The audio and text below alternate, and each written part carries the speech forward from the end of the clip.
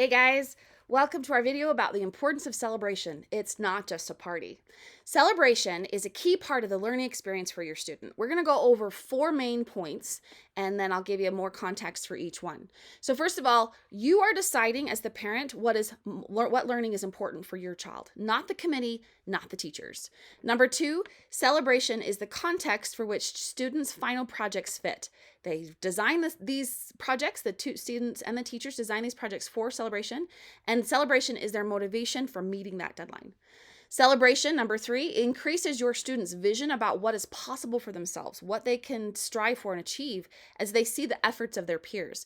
And they get to decide what their next level of growth is, the next way they want to challenge themselves. Finally, number 4, celebration builds community and confidence. So let's go to that first one.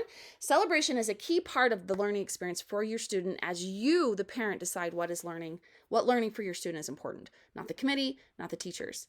So celebration is this activity, this event that we put together as teachers, as committees, as parents, but it's really a time for you as the parent to praise and highlight the learning your student has done and the learning you hope your student is ready to tackle in the future. So when we talk about learning really quick, we're not just talking about subject content, social studies, science, facts, dates, people. We're also talking about skills, grit, responsibility, perseverance, creativity, collaboration, task initiation. So be thinking about what skills does your student have that they worked on developing further this term? What strengths did they use? And what new skills are we seeing as emerging that they are working on now or during this term? So for example, I had a student that chose to do a 3D map of the Rio de Janeiro's harbor. There were several students in the class that were also doing 3D model maps of different areas of the term. So 3D models are really complicated spatial reasoning, and they can be challenging for materials. The clay, and in this case the student's cat, kept working against them. So for 3 days in a row, the student would work on the project at the school, take it home and work on it at home, only to wake up in the morning to find out that part of it or all of it was destroyed for different reasons. Sometimes the clay cracked, sometimes the cat walked on it. But they kept working on it for 3 days in a row, and the project that ended up being displayed was okay. It wasn't exceptional, but it wasn't amazing or anything, especially compared to some of the other projects, some of the other maps. But I knew the story.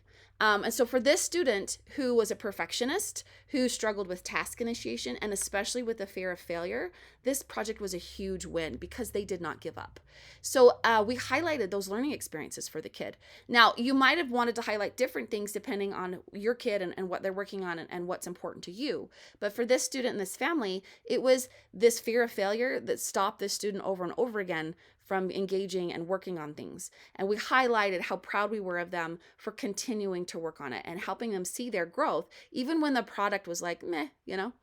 Okay, so as you attend celebrations with your student, let your student tell the story of the projects, their projects, other people's projects, and then you point out the wins that they don't immediately see. So this could sound like, wow, you kept working on that and didn't give up. Or, wow, that sounds like you just kept having problem after problem after problem and you did a lot of problem solving. That's amazing. Keep going. Or, wow, you had a lot of communication challenges with your group and I can really see how you're developing those communication skills. So ask your student to be your tour guide. You can use this to have them tell you more content and subject-based facts and information. As you say, what's this? Why was this important to the Celts, the steppe people, the Russians, etc.? What? Tell me about fill in the blank. And then as you do that, you can then ask follow-up questions that are skill-based, if that makes sense. So I will warn you that sometimes your kids will seem like they don't seem to care or they're annoyed by you pulling them over to ask them about their learning. Do it anyway, okay? Little kid is going to be busy and want to run around, jump around. Do it anyway. Teen is not going to want necessarily to engage with you that way. Do it anyway. I promise you it matters. I remember keenly one student with his dad at celebration. Dad had come to at least one other, I think, but I hadn't really seen him as much before. And in this particular instance, Dad was asking all kinds of questions about the project and was enthusiastic and sincere and clearly proud and impressed with the project and with his son. I also remember the short one-word answers the teen son was giving, more like grunts, like, oh, yeah, okay, yes, no. The student gave back to his dad, right? And dad seemed to remain unfazed, which props to dad, right? As the student turned around from his dad after like several of these questions and wooings and ahs, I caught the secret smile that the student like flitted across his face when his dad couldn't see him. And it's one of my favorite memories of celebration because this student knew that his learning mattered to his dad, and he knew that he mattered to his dad.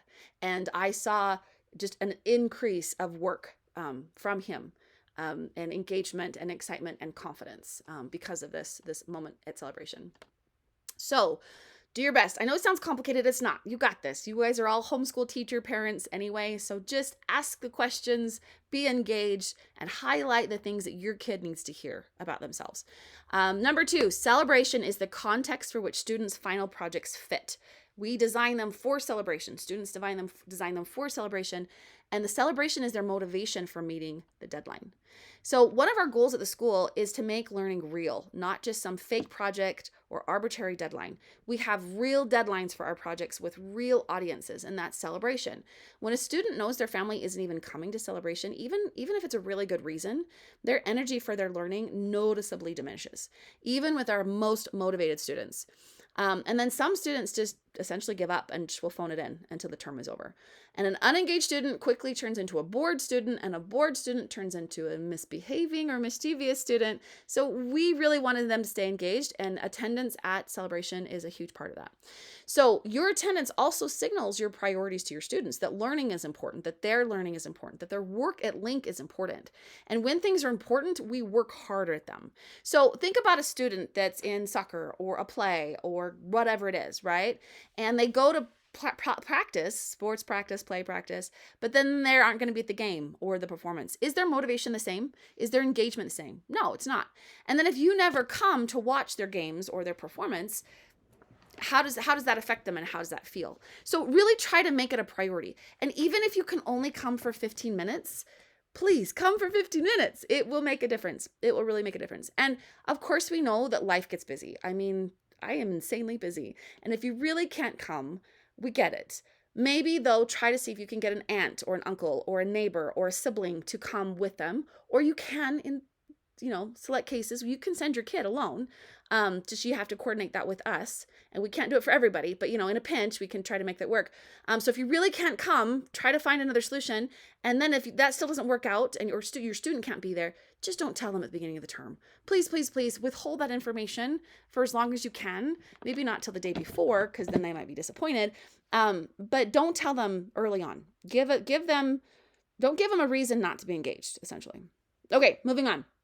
Number 3, celebration increases your students' vision about what is possible for themselves as they see the efforts of their peers. And what is key is that they decide what their next level of growth is. So you're walking around, you're admiring. You also spend time looking at and admiring other student projects. And you're going to help your students see what is valuable in others' work. Now, it's important to make sure that you're not comparing your kid to another kid. It needs to be sincere and not manipulative, right? But often the lessons of life are easier to see in others than in ourselves. So one of my students I have a lot of students that are brilliant artists, but I'm thinking about one in particular. And one of my own children wants to be an artist and has a lot of talent, but maybe doesn't have the skills necessary yet. And so when I am looking at this artist, one of my students' art with my own child, sorry. So it's, my student's art up here, my child next to me, we're looking at it. I make sure that I point out the growth mindset skills that make my students successful in their projects. So this, attention to detail, they started over many times. They worked on this one piece for like 2 days. They, put in the time. They really, those growth mindset skills, right? And highlighting them to my own kiddo and assuring them that they're learning those skills too. So I'll be like, wow, do you see how like this? And they must have put a lot of time. That I remember you putting a lot of time into this other thing or whatever it is. Does that make sense? And so you're not comparing student to student, but you're using that opportunity so your student can see the path forward in growth. Celebration is a time for your student to see what else is possible for their own learning and growth.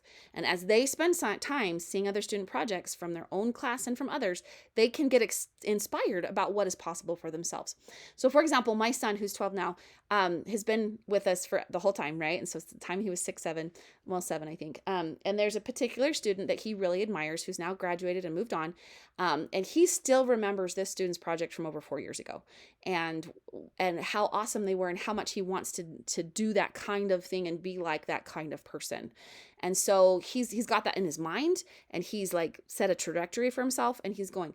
And it doesn't have to be like that far back. It can also work with like peers from this year, from this term. One student being impressed with another student's engineering skills, or artistic expression, or collaboration, or passion, or creativity, right? And as they admire it, it creates this desire and awareness in themselves that that is a skill that is valuable, and the skill that they are ready for next. Now, if your student, for whatever reason, struggled to engage with a term, going to celebration helps them see what they missed out on, and helps them start thinking about why and what they could do differently. So if you feel like, I don't want to go to celebration, my kid doesn't have anything to show, you should still go. So we spend time reflecting with students after celebration, and I've often, like, this is a regular thing, I will hear students admit what they really need to work on to be more effective next term.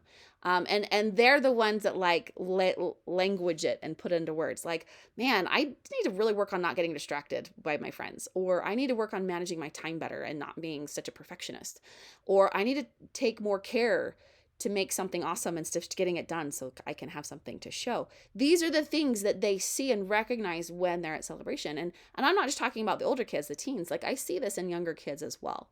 But it's always the students that attend celebration that make these observations. At celebration, they get to see their project in context, finished, and with fresh eyes. It's a different experience than what they see at the end of the school day on the table, or at home on the table, right? They start to see their project as others are seeing it, and they start to see their own growth and development as well. And it's pretty cool. Okay, last one. Celebration builds community and confidence. And these are maybe two things, but I put them together to try to keep it down to 4. So much of our homeschool journey feels isolating, and you wonder if you're making progress. Like, this is a common thing that I still, 16, 17 years in, ask, oh, am I doing this right? Am I messing up my kids, right? And so coming to celebration is this great time to create community with other homeschool families, and to like celebrate a moment of progress. See the moments of progress. And progress can even be backwards progress, right? But it's still progress, right? And be proud. Or to realize that something isn't working. I promise you that as teachers and parents, we are also learning from these celebrations as well. Like, wow, why did this work so well for this group of kids? Or why did this not work when it's worked before, right? So it's a great time to compare, to make some, awareness about those things, but also to compare notes with other parents. Meet your kids' friends, talk to their teachers. I've walked away from so many celebrations after conversations with either my kids' teachers or with parents, and just feeling better, feeling like I'm not alone. I'm not the only one, that gaining insights about my kid. I didn't realize that they were working on that so hard. And just for me as a parent and as a homeschool family, feeling that community really helps. I can't tell you how much easier it makes homeschooling when you have that in your back pocket. And then also, it's a huge opportunity for your student to build confidence. Even if your kid doesn't have anything to show, honestly, there is a responsibility in meeting a deadline that creates confidence, even if it wasn't the work that you wanted to have shown, right? They know that they can finish things. They can show up. They can be at this thing because they said they were going to be there and they made a commitment. They can celebrate their peers. And then we also try to have fun. But all of these things really do build confidence in the learning journey, in the process, and in themselves. So please, please, please make celebrations a priority. Don't overthink it. It should be fun. That's why we named it that, right? We could have called it a showcase or an exhibition, but we called it a celebration because we wanted it to be a celebration. We wanted us to celebrate our students, not an inquisition. We're not asking rapid fire questions and like making our student have an oral exam, right? But it is also really, you need to understand, it's designed for the parents to celebrate their kids. Celebration doesn't work if it's just teachers and students. The parents are really the key part of it. And you need to be I encourage you to use this to elevate your students' learning, to celebrate with them, to be more of a partner with us in teaching their students. Like, we want you to be involved in their learning that we're doing, and also extending it into the home and into their hearts. So all of that was a bit of a ramble there at the end, but please, please make the most of celebration. Come and join with us. Have a great time. Put it on your calendar at the very beginning if you possibly can. And even if it's just 15 minutes, do what you can do, but come to celebration and make the most of it. And thanks for being part of Link.